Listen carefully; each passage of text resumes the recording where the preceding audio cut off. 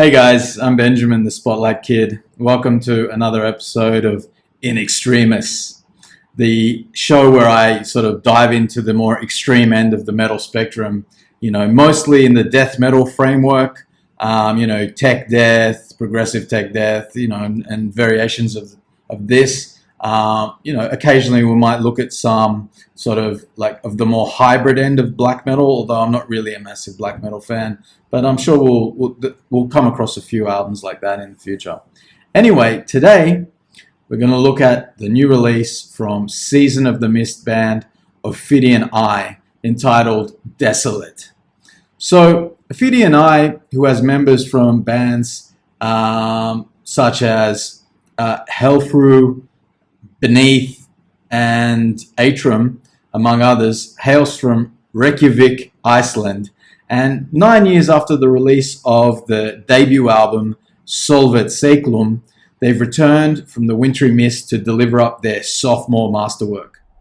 On this album, the band has really strived for the highest levels of musical excellence, or militant musicianship as they put it on their Bandcamp spiel.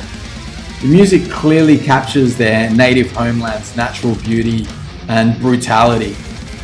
You can almost hear it as they put it: apocalyptic winters, volcanic eruptions, and freezing storms. It's baked into the music.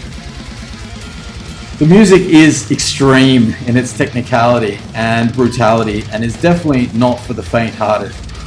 However, within the maelstrom and cacophony of their sound is also sweet melodic phrasing, as well as jaw-dropping playing from every member of the band.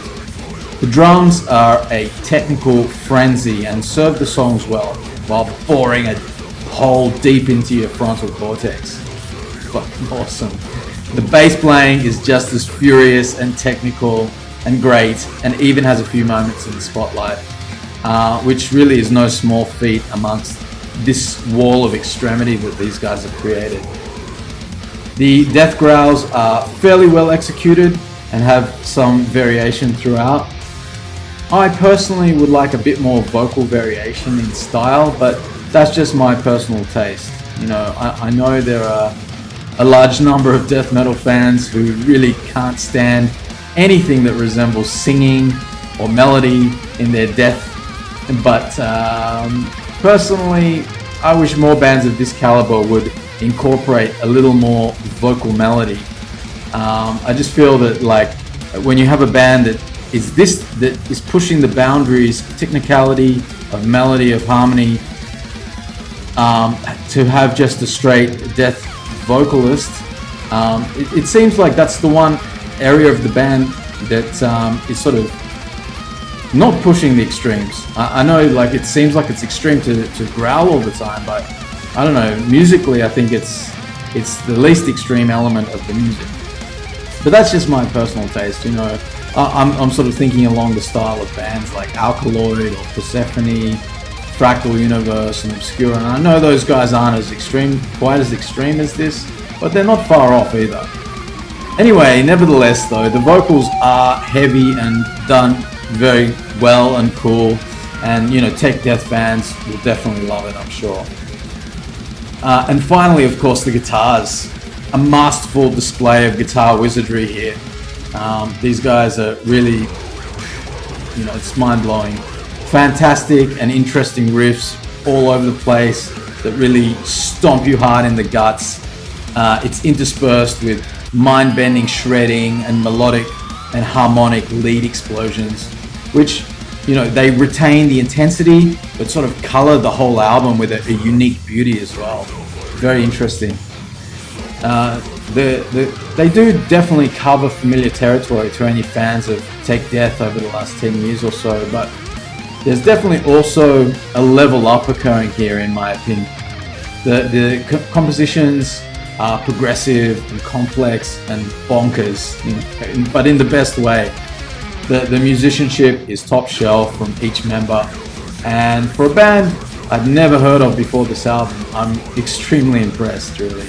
These guys will now be at the forefront of this style, in my opinion. So, other bands in the genre have a new high bar to reach with this release. At least that's what I think.